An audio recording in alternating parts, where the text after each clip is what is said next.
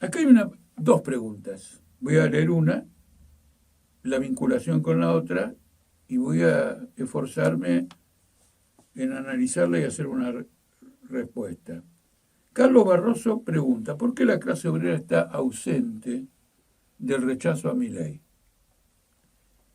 Y de otro lado, Analía Tinaglia, hola, ¿qué tal? Dice, quería consultarte, ¿por qué la izquierda hoy no es una opción para la clase?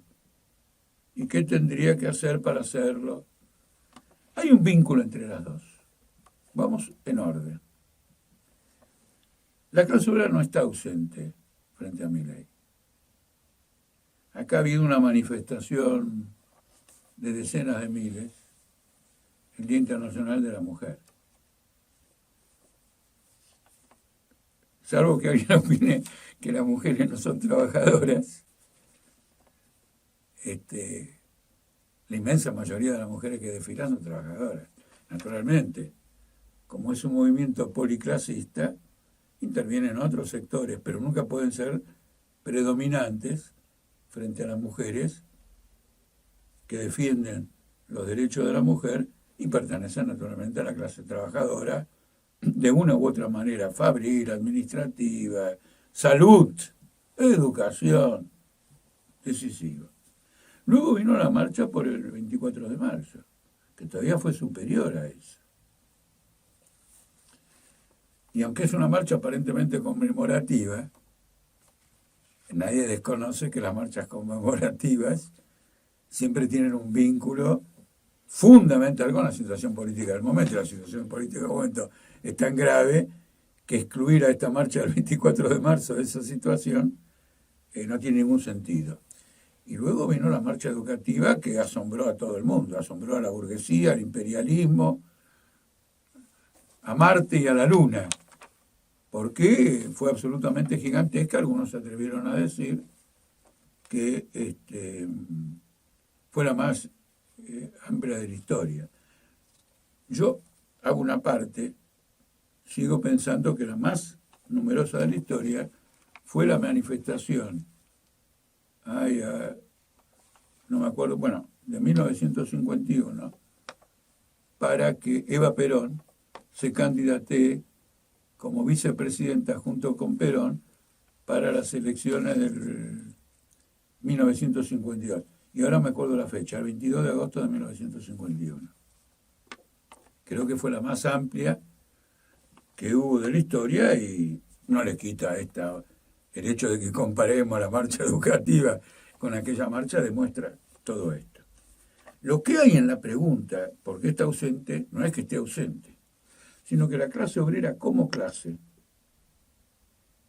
no en manifestaciones de otro carácter, donde van trabajadores que están organizados de una u otra manera en sus lugares de trabajo o como sea, la clase obrera como clase no ha expresado una oposición o un rechazo masivo al gobierno de Milei bajo la forma de huelgas parciales y bajo la forma de huelgas generales.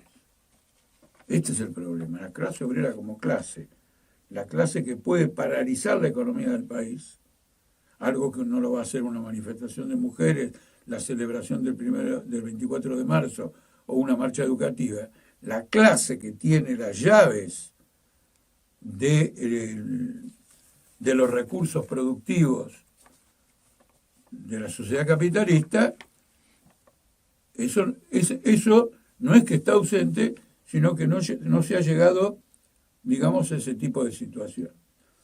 Y en ese sentido, la responsabilidad política es en gran medida, o fundamentalmente, de la burocracia de los sindicatos y del peronismo, y también de la izquierda agrupada en el FITU. Para este tipo de reacción, que sería una reacción revolucionaria. Porque la intervención como clase de la clase obrera le pone el límite final al gobierno de Milei. Sería un acontecimiento político extraordinario en el momento actual y en el conjunto de la historia argentina. Por ejemplo, la Unión Obrera Metalúrgica, un gremio clave, especialmente en el sector siderúrgico. ¿Por qué? Porque es el que está más concentrado. Las siderúrgicas tienen miles de obreros y además tienen una periferia de tercerizadas que constituyen otros miles de obreros. Está discutiendo su paritaria desde el mes de noviembre sin llegar a un arreglo. En algún momento armó paros progresivos de 24, 48, 72 horas, y cuando vio que las patronales no se conmovían con esa medida parcial, le tiró la toalla. Inclusive después armó un plebiscito para ver si los trabajadores estarían dispuestos a aceptar ciertas ofertas patronales. Naturalmente los obreros contestaron que no. Pero eso no está en plebiscito. Eso no se pone a plebiscito. ¿Cómo va a aceptar un acuerdo patronal a la baja y cargar a los obreros a través de un plebiscito lo que es la responsabilidad de la dirección?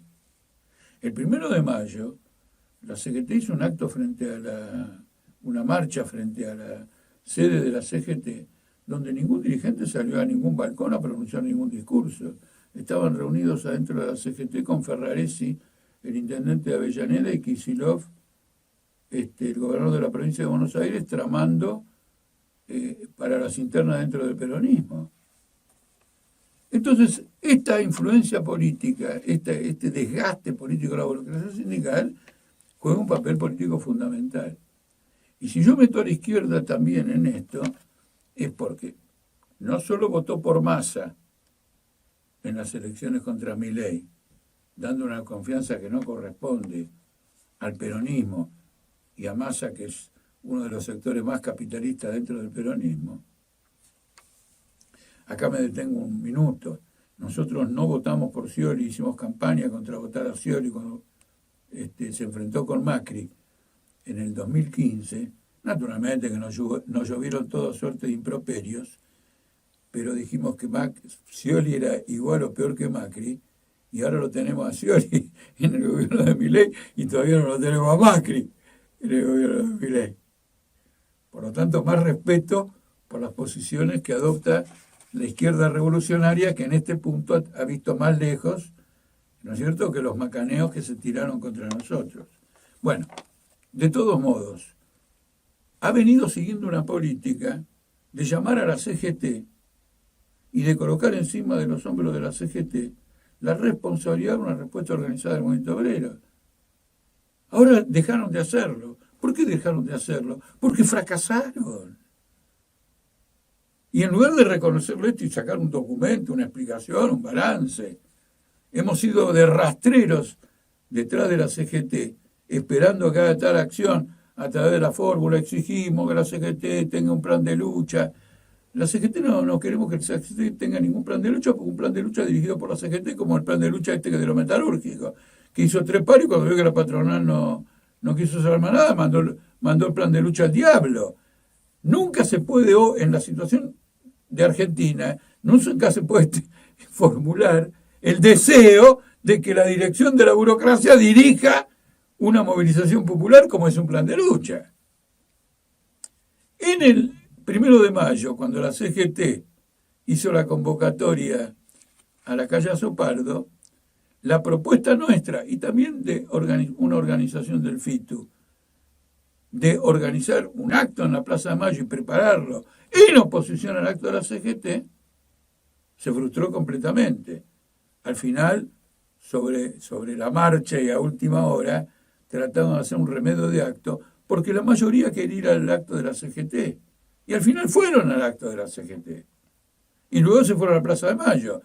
Pero eso no es la conducta correcta cuando alguien quiere fisonomizar netamente que se necesita una nueva dirección política y que esta vieja dirección política está quebrada, está hundida y está apoyando la reforma laboral y la ley de base de Milei. Entonces, detrás de los problemas de la clase obrera hay una crisis política en la clase obrera. Naturalmente que hay una crisis política por la envergadura del desafío. por la falta de preparación previa para entender este desafío. Porque el hecho de que Política Obrera hubiera advertido que se viene un golpe de Estado económico, que cuenta con el apoyo de Baza, que cuenta con el apoyo de Cristina, que cuenta con el apoyo de la CGT, etcétera, etcétera, no significa que la clase obrera de un conjunto lo haya advertido, esto que nosotros veníamos diciendo. Es un trabajo de nuestra parte mucho más prolongado, pero un conjunto de organizaciones que sumadas pueden tener un eco mayor, evitaron señalarlo, escondieron el problema y confiaron en masa lo que después terminó siendo, digamos, Milei.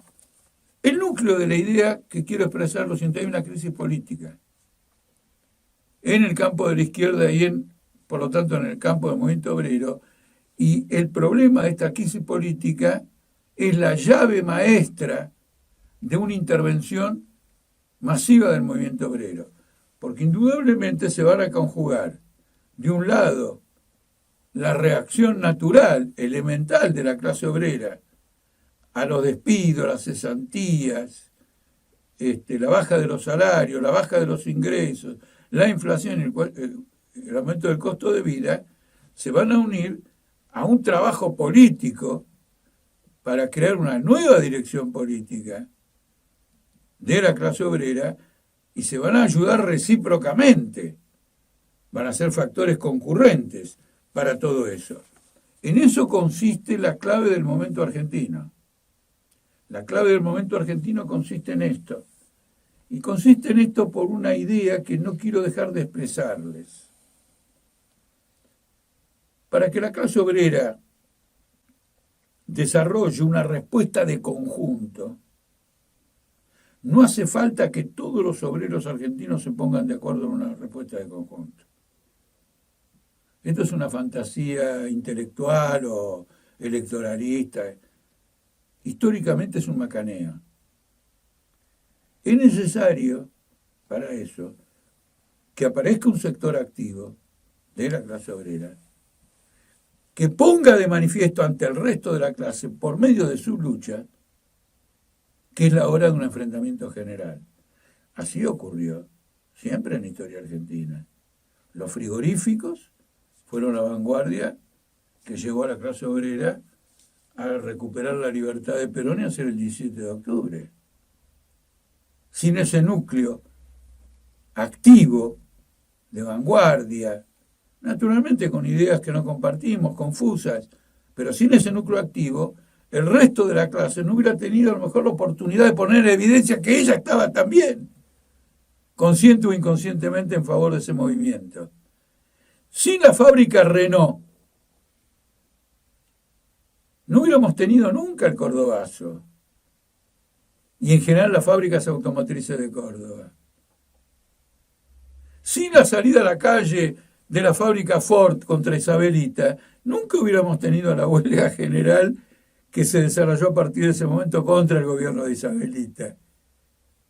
No es que tenemos que hacer un plebiscito y consultar a todos los obreros cuándo actuar, porque el proceso en la clase obrera es desigual en la conciencia, desigual en la organización, desigual en el grado de advertencia de los problemas, etcétera, etcétera. Entonces, ¿cómo se homogeneiza la clase obrera? La clase obrera no va a una lucha homogeneizada, sino que se homogeneiza a través de una lucha.